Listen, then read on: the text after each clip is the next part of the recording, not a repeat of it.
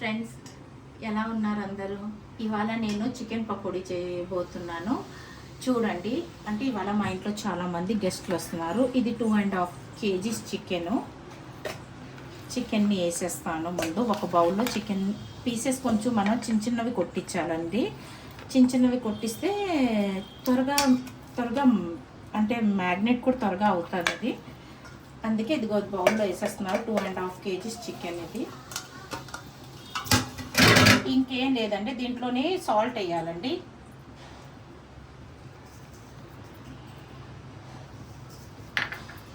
ఇంకా lemon juice అండి, lemon juice తీసేసి ఉంచాను నేను. ఈ లెమన్ జ్యూస్ వేయాలి. వేసేసి దీన్ని బాగా కలపాలండి. అంటే కొంచెం ప్రెస్ చేస్తున్నట్టు కలపాలి చికెన్కి. ఇలాగ ప్రెస్ చేస్తున్నట్టు కలపాలి చికెన్కి.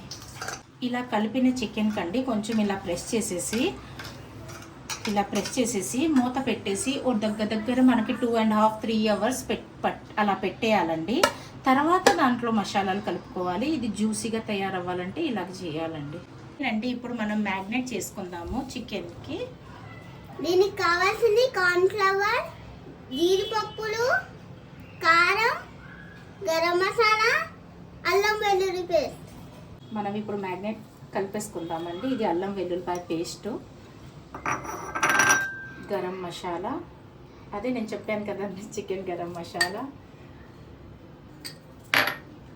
కారం.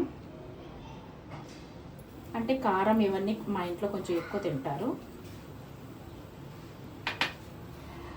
దీంట్లోనండి కార్న్ఫ్లవరు, మైదా, కొంచెం శనగపిండి 3 కలిపేసి ఉంచానండి. అది ఇంకా జీడిపప్పులు వేసేసుకొని ఇప్పుడు బాగా కలుపుకోవాలండి. అదే మనం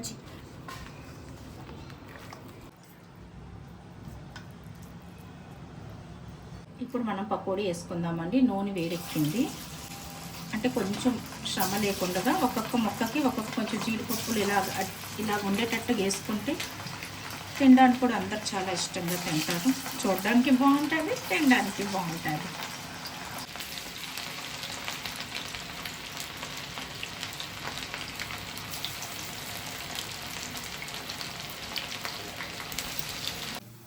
వేసుకున్నాం కదండి. ఇంకా దీన్ని వేసినట్టుగా దాన్ని కదపకూడదండి.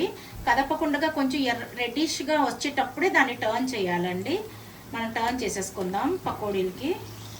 దాని ముందు కొంచెం పచ్చిగా ఉన్నప్పుడు కదపకూడదండి, అలాగే అవ్వనియాలి.